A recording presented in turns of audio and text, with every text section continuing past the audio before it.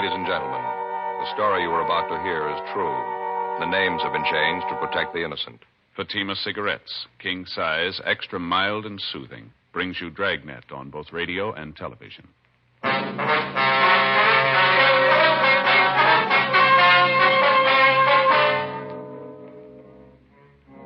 You're a detective sergeant. You're assigned to robbery detail. An elderly man has been beaten and robbed of a fortune in unset diamonds. The thief has made good his escape. Your job, find him. Friends, the name Fatima has always stood for quality. Fatimas are distinctive, with a truly different flavor and aroma. And in king-size Fatima, you get an extra mild and soothing smoke, plus the added protection of Fatima quality. Remember, in Fatima, the difference is quality. Because of its quality, its extra mildness, its better flavor and aroma, Fatima continues to grow in favor among king-size cigarette smokers everywhere. Switch to Fatima yourself today. Ask your dealer for Fatima in the bright, sunny yellow pack. King-size Fatima. The difference is quality.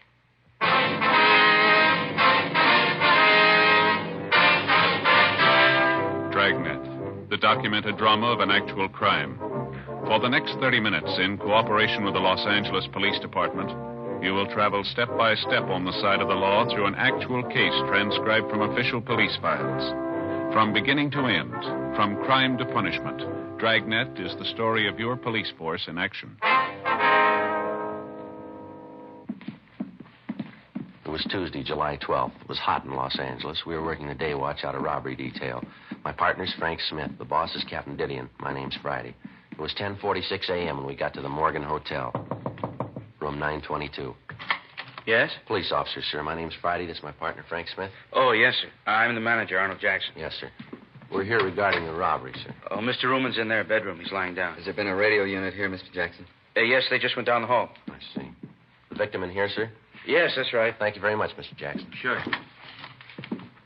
Mr. Ruman? Yes? My name's Friday, sir. This is my partner, Frank Smith, Central Robbery. Oh, yes, Captain Friday. No, sir, it's Sergeant, Mr. Ruman. Sergeant? I thought sure they'd send a captain. Well, now, if you can just tell us what happened here. Well, I brought the stones up here to show him and his father. We made an appointment. He hit me, took everything. How much was it, sir? Can you tell us? Everything there was, finest collection, best stones, took my sample case and everything. What'd the case look like, sir? Just a plain sample case, this high, about this wide. So you'd make it about 14 by 18, is that right?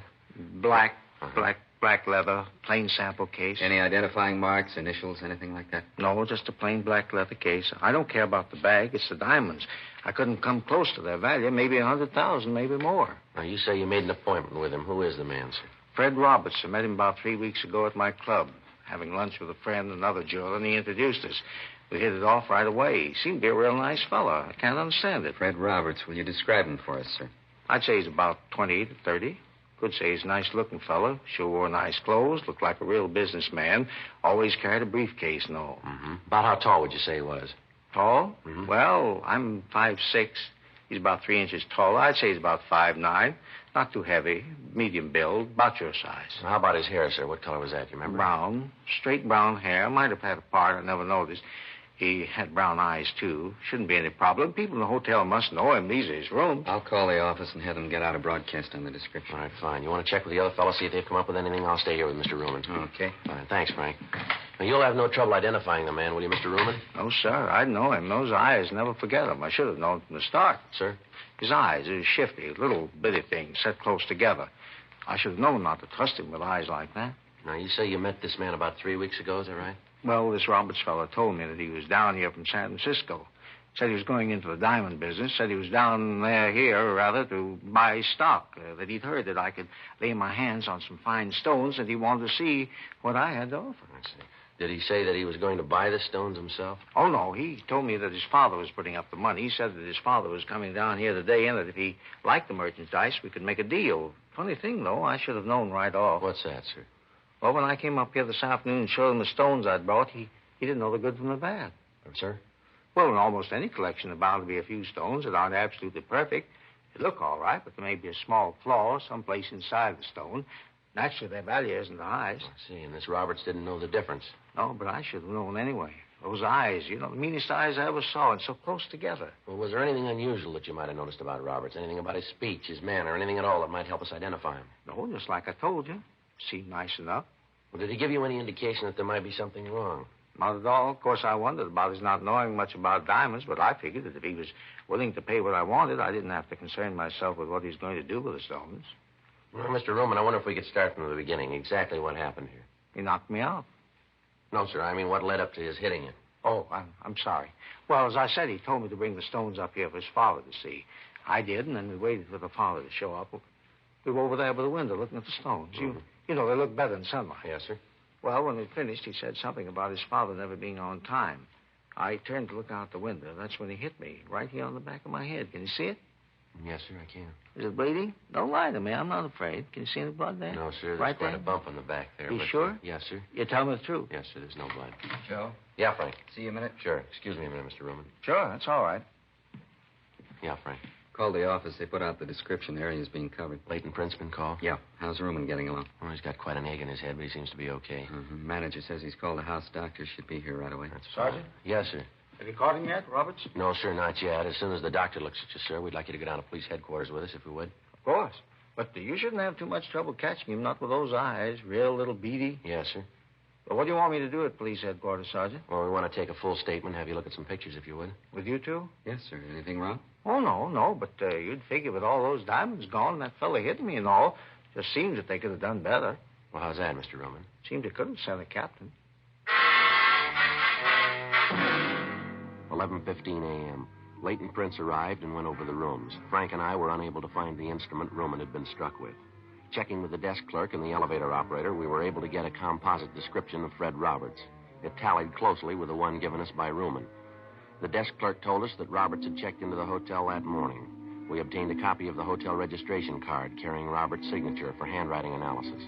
The immediate area was thoroughly searched. The suspect had made good his escape. We contacted the victim's office and asked for a full inventory of the stolen diamonds. They were unable to give us a complete inventory at the time, but advised us that the loss would run well over $150,000. 11:57 a.m. After the hotel doctor had examined Ruman and said his wounds were superficial, we drove down to the city hall. While Ruman was looking at the mug books, Frank and I checked the name Fred Roberts and his description through R&I. We were unable to find a record on him. We contacted the stats office and requested a run on the M.O. Local and all points bulletins were gotten out on the suspect.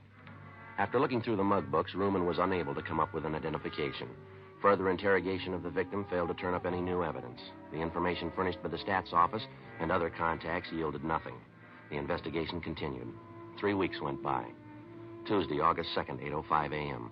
I checked into the office. Joe? Yeah. You're late. I've been waiting for you. It's only been Well, 5 there's minutes. a lot to do here, you know. You're in a good mood. What's the problem? It's the in-laws again. I didn't sleep a wink last night. Oh, what happened? That brother-in-law, a real wise guy, knows how to do everything better than anybody else. Nothing he doesn't know. Well, look, Frank, I'm on your side, but what's the bit here? Remember how I told you about this place out in the valley where the steaks are so good? Yeah, it's a butcher shop, wasn't Yeah, it? that's right. Well, I stopped by last night and I got 6 of the biggest steaks I could find. Real beauties, fillets. Yeah? I figured on a barbecue, out in the backyard. Anyway, I get the charcoal out and the kindling and all the stuff. Right away, my brother-in-law says I'm doing it wrong. Why didn't you tell him? The wife, she's got to hear how they barbecue back in Sioux Falls. So the brother-in-law throws out all the stuff I'd done, and he starts all over. It took him 3 hours. Well, what happened? Well, he never got the fire started. By the time he let me get at it, it was too dark to do anything. He ended up in the kitchen with waffles. I had indigestion all night. Well, that's the way it goes, doesn't it? I suppose so. Sorry I jumped That's in. all right. I don't much care for waffles for dinner myself. I get it, Frank. Robbery Friday. Yes, sir. Mm-hmm. What was that address again? Okay, yes, sir. Yeah, we'll check it right away. Right. Anything? One of our contacts is a rumble down at Jay's down in South Main. Guy's letting it get around that he's got some loose diamonds for sale. You see when they could be bought? Yeah, tonight. 8:14 a.m. We signed out and drove over to Jay's bar. We met with our informant. The buy was to take place in the bar at 8:30 that night. He gave us a description of the man who was selling the stones. We checked back into the office and filled Captain Didion in on the latest developments of the case. The plan was laid out that Frank and I would stake out inside the bar. 4 other men were assigned to cover the outside of the meeting place. They would be able to be in constant communication with each other through walkie-talkie equipment. 7:43 p.m. Frank and I took up our positions at the bar. The other men were at their assigned positions. We waited. 8:19 p.m. 3 men came in and took a table at the rear of the place. They ordered drinks and sat down and talked. None of them matched the description our informant had given us. 8:34 p.m. Joe? Well, Just came in. Fits the description pretty close. yeah, he's heading back there. Looks like he's one of the 3 guys we've been waiting for, doesn't it? Yeah. What was that he took out of his pocket? Can't hear a thing from here either. Looks like it's going to get louder, doesn't it? All right, that's fine with me. I didn't ask you to buy the stuff. You can see for yourself it's good, the price is right. If you don't want to buy it, then you're wasting my time. Lousy, chintzy deal. You get me here, and then you pull a deal like this? As far as I'm concerned, the buy's off. Nobody sent for you. Forget it. That's him. He's got the stones. Let's take him, Frank. I'll get the bag. All right, hold it up, police officers. Watch it, Joe. All right, now stand right where you are. Keep your hands out in the open. You want to shake him down, Frank? Yeah. Stand still, you. Hey, what are you tagging us for? Just having a drink? What are you trying to do? They're clean, Joe. Our boy got away. They'll pick him up outside. Look, what do you want us for? Just sitting here having a drink. What are you trying to prove? Skip it, mister. You're selling us nothing here. I don't know what you're talking about. Frank, Yeah, hold still. here's my cuffs. All right, let's go. I'll check outside, see if they got the other one. Yeah. Look, you don't need these handcuffs. I'm not going anyplace. I got nothing to hide. What's this all about? Save it, mister. Say what? We come in here to have a couple of drinks. We're not bothering anybody. Just a quiet drink. You guys jump on us. What's the pitch anyway? Let's stop playing games here. There was a diamond buy tonight, and you were in on it. Diamonds? Are you kidding? Here, look at me. Do I look like the kind of a guy can afford diamonds? Not only that, but who buys diamonds in a bar? Now, look, let's get this thing squared away. Huh? Herman and Stromwell got the other one. Said they'd taken him up to the office. Anything on him? No, dropped it while they were chasing him. What's that? Bag of unset diamonds. The 3 suspects we'd apprehended inside the bar were questioned. After a brief interrogation, the suspects admitted that they had gone to the bar for the purpose of buying diamonds. They explained that it was their impression that the stones had been smuggled into the country. The 3 men were booked in on suspicion of robbery pending further investigation. The 4th man, the one who was in possession of the diamonds, was identified as Larry Fry. We checked him through R&I and found that he had a previous record of 4 arrests receiving stolen property dating back to 1946. Frank and I took the suspect to the interrogation room. He told us that he'd found the diamonds in a back alley. The interrogation continued, but we were unable to change the suspect's story. A special show-up was arranged for Mr. Ruman, the victim in the jewel robbery. After looking at the suspect closely, he stated positively that this was not the man who had held him up. However, examination showed that the stones found were part of the diamonds taken in the robbery. The suspect was booked at the city jail. A check of his residence and other leads failed to turn up any additional information. Wednesday, August 3rd, 12:40 a.m. We had Fry brought from his cell. All right, sit down, Fry. Don't you guys ever get tired of trying? What do you mean, Fry? You know what I mean. Questions. Don't you guys ever get tired? You getting tired? Yeah, a little. And why don't you save us all a lot of trouble and tell us what you know? I don't know what you're after. Believe me, if I knew what you wanted, I'd try to help. Suppose we start again. Anything you want. I got nothing but time. Where'd you get the diamonds? I found them. Where? In an alley. What alley? I don't remember. You find 20,000 unset diamonds in an alley? You don't remember which alley? That's right. I don't remember which alley. There's a lot of alleys in L.A. Now with $20,000 in diamonds laying around. True. Then why don't you tell us where you found the diamonds? I told you, in an alley. What were you doing at Jay's place? Having a drink. That against the law? No, but trying to sell stolen diamonds is. All right, you called it. I was there to sell diamonds, but I didn't know they were stolen. I tried to sell them, just tried to make a buck. Everybody's got to live. I told you, now leave me alone. Huh? I got enough trouble in this can with this lousy chow they throw at you. I don't feel so good, huh? Let me go back to my cell and lay down. Oh, kid, you guys ever eaten this jail food? It's terrible. I've eaten it. It's not too bad. You got a stomach made out of solid brass. I'd like to have the bromo concession around here. Look, I really wish I could help you guys, but honest, there's nothing to tell. I found the diamonds in an alley. Sure, I tried to sell them, but that's it. Now, you guys know if there's anything I can All right, do... now you come off it, mister. You better get this story straight. We're through playing with you. Maybe you don't know how you stand. I'll fill you in. A man slugged and $150,000 in diamonds are stolen from him. Part of those diamonds turn up in your pocket. You say you found them. I can't buy that, and I don't think anyone else will. You'll come in here playing like a lily, clean and white. Well, your record doesn't make it that easy to buy. That's how you stand, mister. The whole thing's right in your lap. It fits you like a new suit. Now, it's up to you. That the way it is? You call it. No other way? None. Yeah. Well, if I could only get some decent food under my belt and a little fresh air, I might be able to give you guys the answers.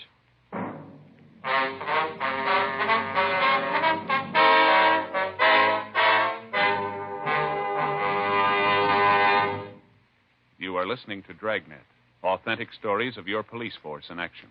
Friends, the name Fatima has always stood for quality. Fatimas are distinctive, with a truly different flavor and aroma. And in king-size Fatima, you get an extra mild and soothing smoke, plus the added protection of Fatima quality. Yes, there's a good reason why Fatima continues to grow in favor among king-size cigarette smokers everywhere. In Fatima, the difference is quality. Quality of tobaccos, The finest Turkish and domestic varieties, extra mild and superbly blended to give you a much different, much better flavor and aroma. Quality of manufacture. Smooth, round, perfect cigarettes. Rolled in the finest paper money can buy. Quality, even to the appearance of the bright, sunny yellow pack, carefully wrapped and sealed to bring you Fatima's rich, fresh, extra mild flavor. So next time, insist on Fatima quality. Look for the bright, sunny yellow pack. Smoke Fatima, the extra mild and soothing king-size cigarette, with the added protection of Fatima quality.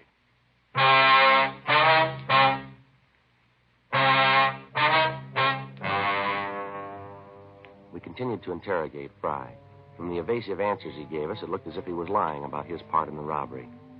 When an interrogation seems to bog down, the working detective usually tries to find some subject with which to draw the suspect out, some weak point in his makeup. Maybe it's his parents, his wife, or his children. It might be the fear of having loved ones find out about the crime he's accused of committing. In Fry's case, questions about his family failed to produce any results. We tried other subjects, religion, baseball, golf, fishing. None of them seemed to bring him out of his shell. Occasionally, during the interrogation, he'd refer to the jail food, comparing it to the other food he'd eaten. As the questioning went on, we found that Fry considered himself a gourmet, talking about the dishes that he'd eaten at various restaurants. We tried to lead the questioning around to the diamond theft, but he constantly brought the conversation back to food. Fry had presented us with a possible wedge, and we decided to use it. We signed him out of the city jail and drove him down to Phillips' restaurant for dinner. When the waiter brought the menu, Fry didn't read it. He ordered soup, salad, and 2 French dip sandwiches. As he ate, we tried to get him to talk, but he refused, saying that he wanted to finish his dinner first. Frank and I each had a sandwich and some coffee. Fry continued to eat. He ordered 2 more sandwiches. Finally, he pushed his chair back and said that he'd had enough. Now for some dessert, huh? Dessert? Yeah, a meal's not complete without dessert. Figure I'll have some apple pie a la mode and some coffee. How is the coffee here? It's good. Now, how about the information? You know, Friday, that's why you can eat that jail food. You don't take care of your stomach. You got to learn to relax after a meal. Relax, you'll live longer. Well, what was that song and dance you gave us about telling us all about it? Just a gimmick to get a free meal? I told you, take it easy. I'll give you the story after dessert. All right, Frank. Yeah. Get the pie and coffee. Now, the waiter seems to be busy here. Sure. You wanted that a la mode, Fry? That's right, a la mode. No cream in the coffee. Nice place here. They do a good business. They've been here a long time. Best French dip sandwiches I've ever eaten. Nice and lean, aren't they? Yeah, they put out a good meal. Here's your pie and coffee. Thanks. 3 spoons of sugar? That's right. Coffee sure smells good. Hey, it tastes good, too. All right, let's get on to business, Fry. Now, what about the diamonds? Where'd you get them? I'm a guy named Joe. What's his last name? Never heard it. He gave you the diamonds to sell. You don't know his last name? Yeah, that's right. Where'd you pick up the diamonds? Didn't. Joe came by my house and left them. What's this Joe like? Oh, medium height, about 32, medium weight. How about his coloring? Medium. He's a real ordinary-looking fellow. Where'd he say he got the diamonds? And he brought them out from the east with him. Didn't tell me where he got them back there. Think he's done time someplace. Why'd you say that? I just figured it. The way he talks, the way he handles himself. Got the marks. You'd know him if you saw him again? Oh, sure. Think you could point him out to us? Have you got him? No, but if he's done time, there's a mug of him. Figures we got it. Want to look through the mug books? Sure. How did this Joe get in touch with you? Called the house, told me what time he'd be there. When do you usually call? Most any time. I know what you're figuring, but it won't work. This whole thing's been in the papers. He won't call me now. Too smart for that. He won't show. How about the diamonds? Don't you think he'll be sore about you being picked up? So he's sore. He's got no beef. He's still got 130 grand in stones. He's got no worries. Say, how about some more No, coffee? you've had it for tonight, Fry. Let's go. Oh, thanks for the meal. Sure appreciate it. Yeah. That jail food was killing me. You know, a good meal always makes me sleepy. Sure getting late. Hey, let's knock it off for tonight, huh, fellas? I'm bushed. Now, let's look through the mug books, then we can call it a night. Honest, fellas, I'm so tired I can hardly see straight. Feeling like this, I couldn't be sure. All right, Fry, we'll take you back, and we'll see you the first thing in the morning so we can get started. Okay. Say, I was just wondering. Yeah? You think you could work out something for breakfast? 2:30 a.m. After returning the suspect to the city jail, Frank and I went back to the office. We were certain that Fry was in some way implicated in the diamond theft, but we didn't know just how he fit in. Frank and I signed out and went home to get some sleep. 4:45 a.m. I got a call from the business office that a man who identified himself as Joe Ashton had been picked up on a drunk charge. When arrested, he was carrying a black leather case, similar to the one taken in the robbery, containing a large quantity of unset diamonds. The man was belligerent, and other than his name, he refused to tell the arresting officers anything. I called Frank and picked him up on the way into the office. When we arrived at the city hall, the suspect had sobered up considerably, and with a little questioning, he identified himself as a jewelry salesman from Oakland, California. We contacted his employer in Oakland and received an identification on him. Further investigation showed that Ashton was in legal possession of the diamonds. During investigations, false leads are constantly turned up, and although circumstances may tend to discount them, each one has to be thoroughly checked out. 7:45 a.m. Frank and I had breakfast at Johnny Cokin's, and at 8:32 we signed Fry out of the city jail for interrogation. You had breakfast yet, Friday? Yeah, I just finished. Not too bad. How about you, Smith? Yeah. What'd you have? Waffles. Yeah, I sure like some hot waffles. I didn't eat here. Figure you guys might take me out again? What are you trying to prove, Fry? Now, let's go over and look at those mug books, huh? Okay. Hands behind you. Oh, now, look. Behind you. All right, let's go. All right, in the elevator. I'll get it, Frank. Yeah.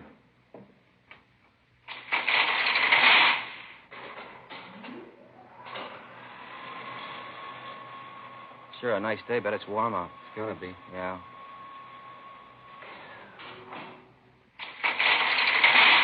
Go ahead. Sure you guys don't want a cup of coffee? No, I told you we've eaten.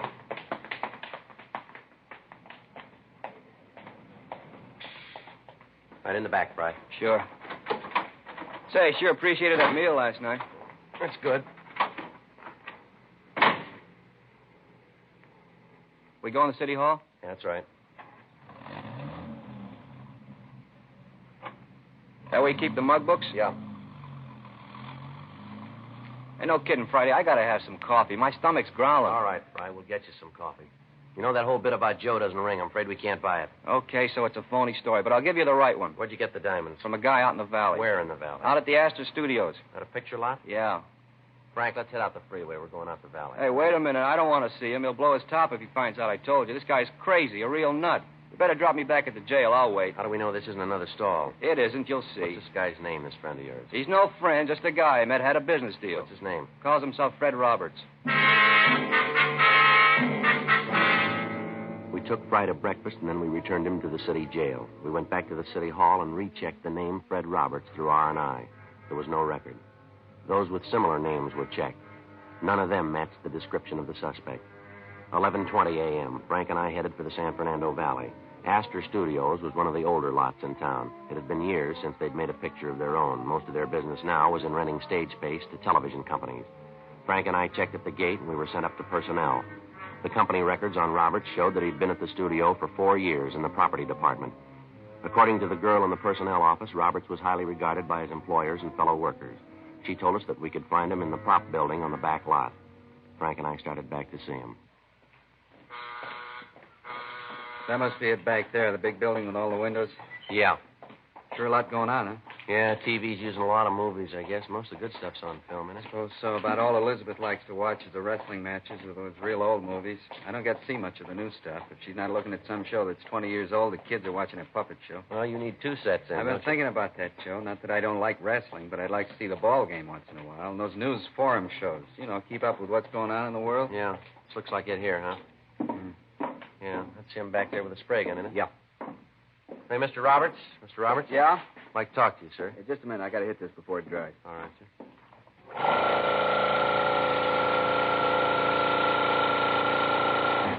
All right, now what can I do for you? Police officers, Mr. Roberts. I'd like to... What, Joe? Wait a minute. Hold still. Who'd you say you were? Police officers. Oh, I'm sorry I caused you this trouble. I thought at first you were bill collectors coming in here like you did and all. You can understand that, can't you? I've had a little trouble lately. I didn't mean to cause a fuss. Yeah, sure. We'd like to talk to you downtown. What about? Some diamonds that were stolen. Certainly, I'll go with you, but why me? What makes you think I had anything to do with it? Just routine, Mr. Roberts. Your name came up, and we have to check it out. More than glad to help. I hope you don't think that I was trying to run away from you before. It was just that I thought you were someone else. All right, Mr. Roberts. You want to get your coat? Sure. I'll have to call the front office and tell them where I'm going. I'm the only one here today. No, we'll call them on the way out. Fine. A lot of work. Hope this won't take long. Should I take my car? I wouldn't like to trouble you to bring me back. No trouble, Mr. Roberts. Sure a nice day, isn't it? Good for exteriors. Exteriors? Yeah, you know, outdoor shots. Good light. Oh, yeah. Run into a lot of trouble if you haven't got good light. Like to take a look around? No, I'm afraid we haven't got the time, Mr. Roberts. All right, here's the car. Say, I don't want to tell you fellas your business, but Can't we talk here? I really shouldn't leave. No, I'm afraid not, Mr. Roberts. There's someone downtown we want you to meet. Oh? Yeah, a man by the name of Ruman, Sam Ruman. You said Ruman? Yeah, that's right. No use trying to kid you then. Sir? About the diamond. No, I'm afraid not. How'd you find them? That's not important. Do you have the rest of the stone? Most of them. Some of them are up in San Francisco. I can give you the name of the man who has them. He picked up some of them. I read about it in the paper. How about the rest of them? He buried them on a golf course south of here. I can show you the place. You want to get them now? Yeah, we'd like to, yeah. We'll go over the pass and into La Brea. Straight out La Brea. I'll tell you where to turn. All right. Fry, he the one that told you? You planned the robbery yourself, did you? Yeah, I had to raise money. Funny. What's that? You work in pictures in any job and people think you make a lot of money. It's not true. It's like any other job. Good living, but you don't make as much as people think you do. That's why I did it. Yeah. Planned the thing for a long time. Figured every angle. Be able to pay off my car, all my bills. That was no gag about me thinking you were bill collectors. I've been trying to find my car for the past month. And take it away. You know how it is. Yeah, sure. All my life I've been working to make something out of myself. Everybody in this town seems to do okay. Money, big home, a car. 12 years I've been working as a prop man. 12 years. I got tired of waiting. I wanted all those things. I figured I waited long enough, you know? Yeah. What's wrong with trying to build some kind of a future for yourself? I just wanted a future, that's all. Yeah, well, you got one.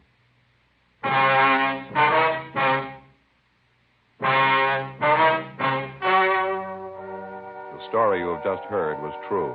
The names were changed to protect the innocent. On November 15th, trial was held in Superior Court, Department 89, City and County of Los Angeles, State of California. In a moment, the results of that trial. Now, here is our star, Jack Webb. Thank you, George Fenneman. Friends, in your hometown as well as mine, more and more king-size cigarette smokers are switching to Fatima because of Fatima quality. Fatimas are distinctive, with a really different flavor and aroma. They give you an extra mild and soothing smoke, plus the added protection of Fatima quality. Get a pack of Fatimas tomorrow. See if you don't agree that in Fatima, the difference is quality. That's king-size Fatima in the bright, sunny yellow pack.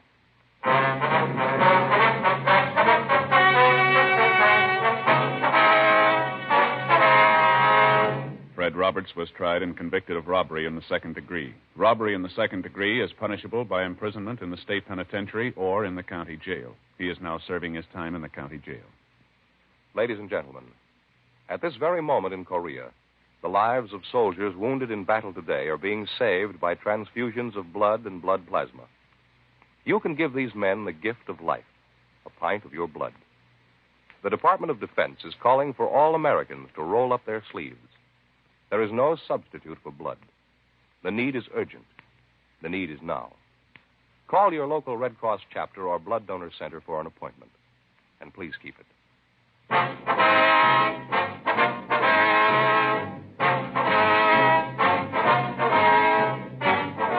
You have just heard Dragnet, a series of authentic cases from official files. Technical advice comes from the Office of Chief of Police W.H. Parker, Los Angeles Police Department. Technical advisors, Captain Jack Donahoe, Sergeant Marty Wynn, Sergeant Vance Brasher. Heard tonight were Vic Perrin, Herb Ellis, Vic Rodman. Script by John Robinson. Music by Walter Schumann. Hal Gibney speaking. King Size Fatima has brought you Dragnet, transcribed from Los Angeles. Friday, hear the Mario Lanza Show on NBC.